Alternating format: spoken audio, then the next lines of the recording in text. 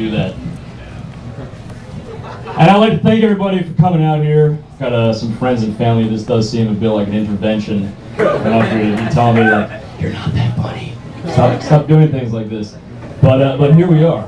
So I do want to get some things off my chest, which have been burning me deeply.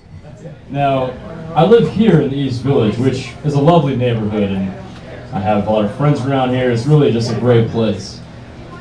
But these fucking homeless people are driving me nuts. I swear, they're getting bolder by the day. Something needs to be done about it. For example, fairly recently, I was entering my apartment at 4:30 a.m. after a fun night with some friends. And as I was walking, a homeless woman comes behind me and says, "Let me get $5. I said, no. I mean, fuck that. I appreciate the business plan. They asked me for change. Yeah, I don't have change. Yeah, I have $5, but you're not getting it. So as I go into the vestibule between the front doors in my lobby. She put a little fucking foot out there. Stopped the door buzzing. Comes in. She says, "Let me get $5. I go, "I'm sorry, I don't have $5. Did you take debt, asshole? Fucking student." To which she says, or does, takes her teeth out and goes, "I'm gonna bite y'all's dick off." True story. But I will say, it was the best $5 I ever spent. We were in the Hamptons last weekend. She's so funny when she laughs. Yeah, I love her. So she's not the worst. You know, she's okay. At least she's got a business, a small business.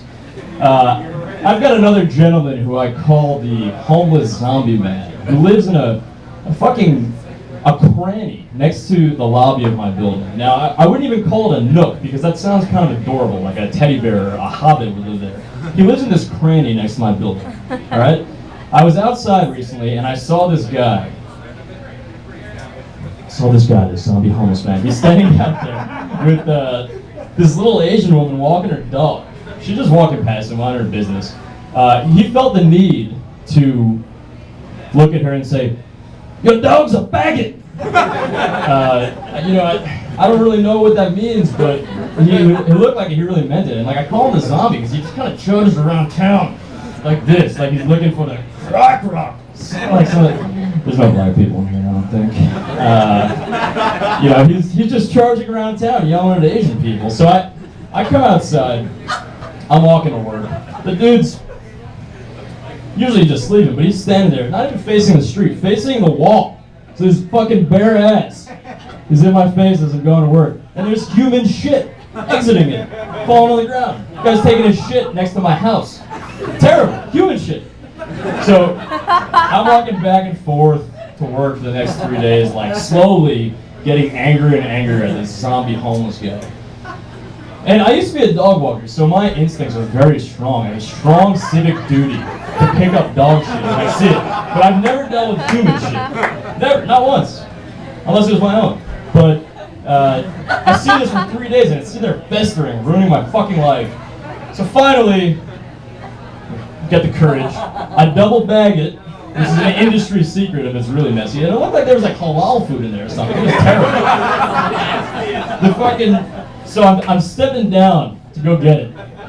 And then I lock eyes with the fucking zombie. This really happened to me in my life. I don't know what's wrong with my life, but this is happening. I lock eyes with him. I'm like about to touch his halal shit.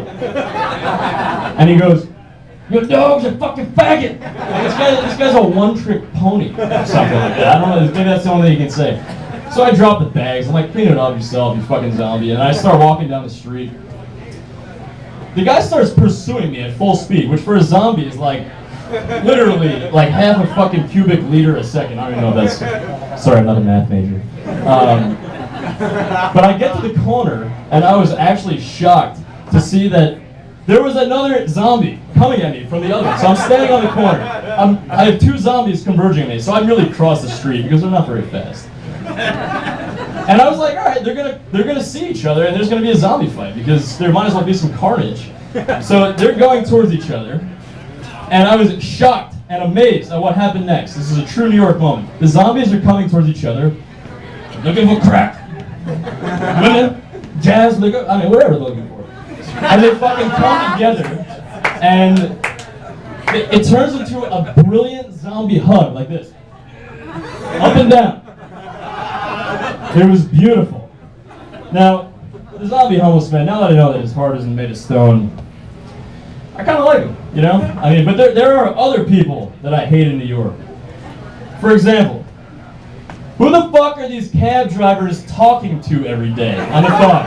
Alright, yeah, they're on their cell phones. We all know that. We all know that they're on their cell phones. But who are they talking to each other? They're like, I'm driving. And I'm like, can you pull over, please? Can you pull? He's like, hello? Hello?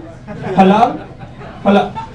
Let me out, you asshole! I didn't pay you to fucking chat with your buddy about driving a cab. Like, I mean, it legitimately makes me angry. Now, has anybody seen these Carmel commercials? Has who seen it? Yes. Just me. Just me. I might have dreamt this. I don't know. It's some women sitting around at dinner. They're like, he takes me to work. Yeah, you're like, yeah, I saw this. Yeah. He takes me to work. He took me to the theater. That's lovely. So now it sounds like a car service commercial. Then she's like, he took me home when I was drunk. And I'm like, it's starting to sound like a day rate or something. He was so kind when he administered chloroform to me. I didn't even notice while he was chopping me up. I met his parents before he took me to the dump. You know? I don't hate Carmel, I just think the commercial's weird. Now, there is one other group of people that I hate, and I apologize to anyone here who might fall into this group of people. But it's that guy.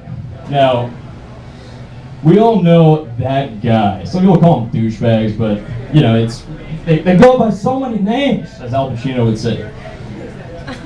This is the kind of guy who, after you've spent the night with a woman, sorry mom, they come up to you and they go, dude, how was the pussy?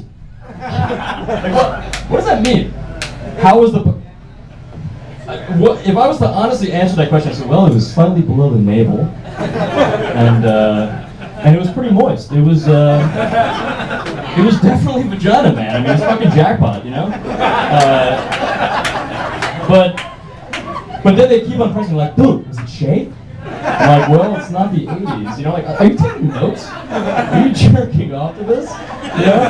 But, yeah, they're like, did you fuck the shit out of her? Like, that's disgusting. If you fuck her brains out, that's murder, alright?